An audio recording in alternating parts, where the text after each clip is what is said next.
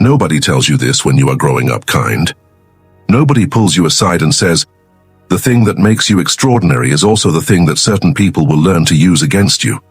That your softness, your willingness to understand, your genuine inability to watch someone suffer without trying to help, all of it is visible.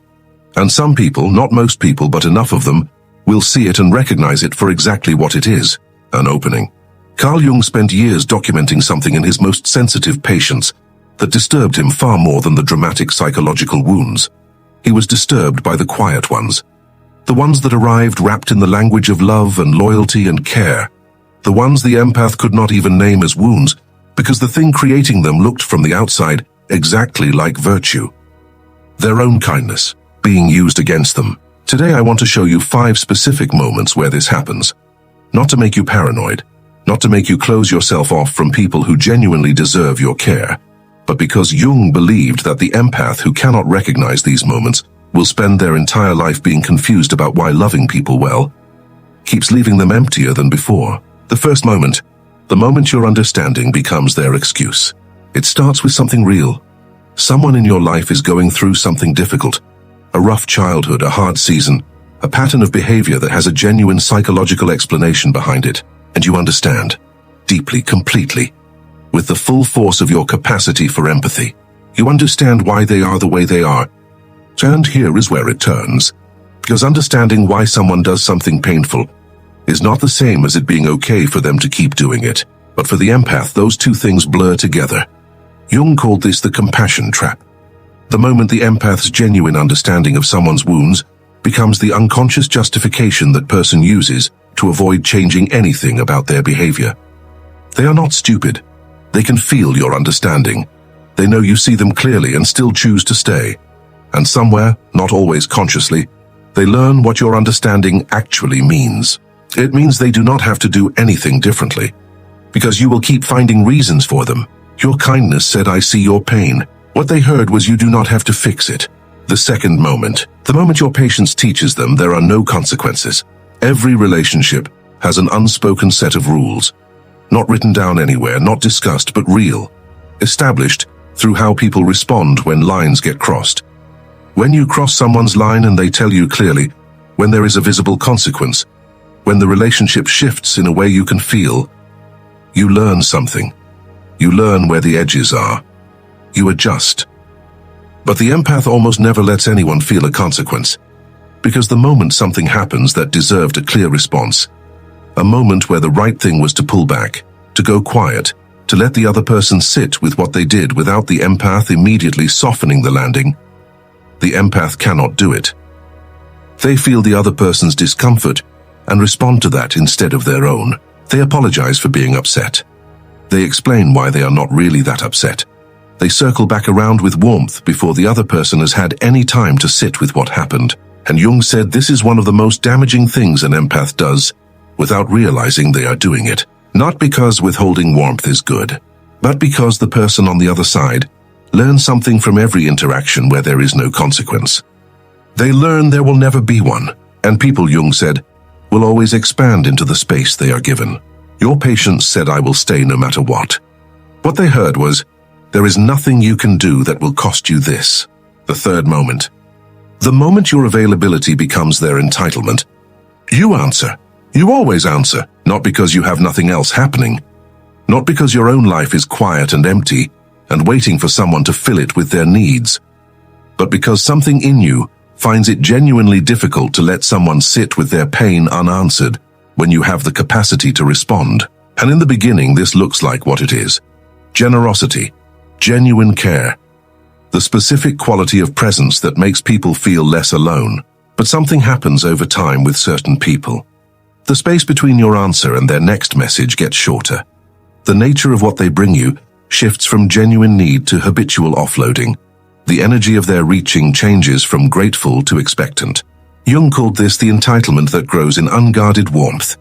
The specific psychology of a person who has learned that access to the empath is unlimited and has quietly stopped treating it as something to be grateful for. It is not always conscious.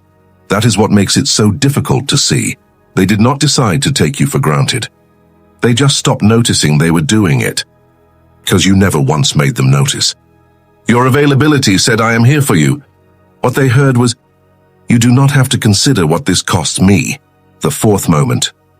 The moment your forgiveness gives them permission to do it again. This one is painful to say directly, but Jung said it needed to be said.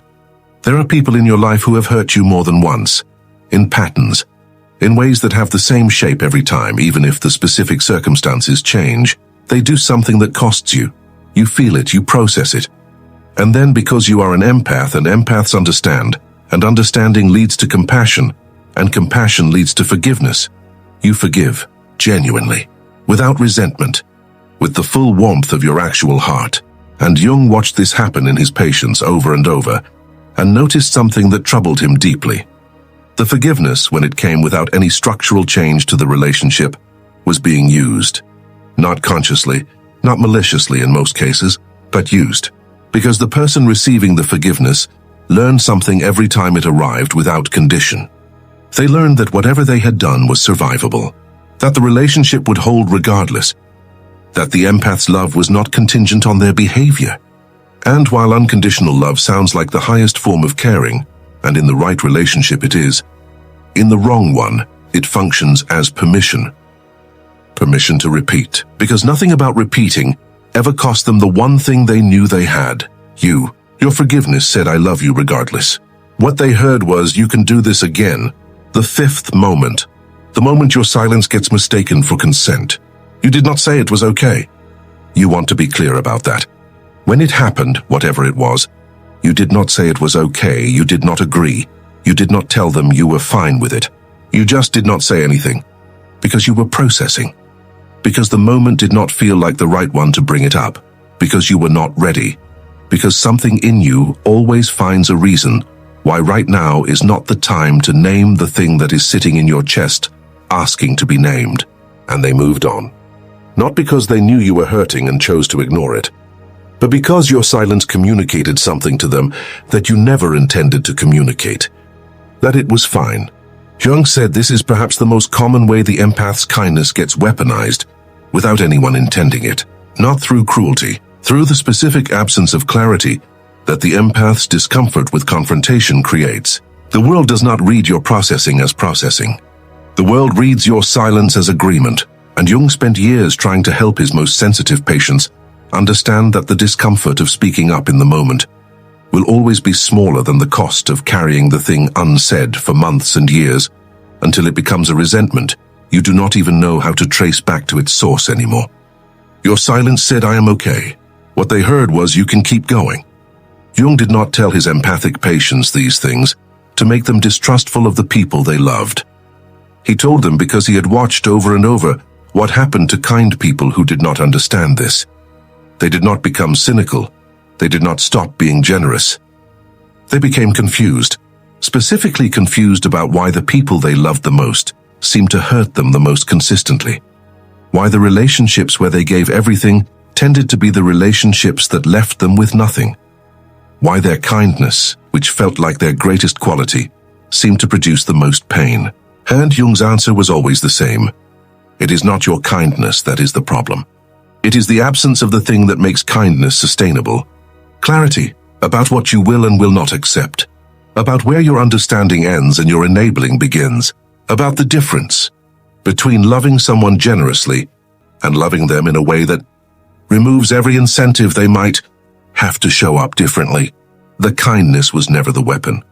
The weapon was the kindness without the boundary. And that boundary, the one that says, I care about you deeply, and I also care about myself, enough to tell you when something is not working, is not the end of your empathy. It is the thing that finally makes your empathy safe to give. If you recognized yourself in any of these 5 moments, not all of them, maybe just one, that recognition matters. It is not an indictment of who you are. It is an invitation to understand how someone is genuinely caring as you has been operating in a way that leaves you consistently depleted. Share this with the empath in your life who keeps being surprised by how much their kindness costs them. They are not doing anything wrong. They are just missing one piece. And subscribe, because what is coming next is about the specific moment an empath stops being confused about this and starts making choices that finally protect both their love and themselves.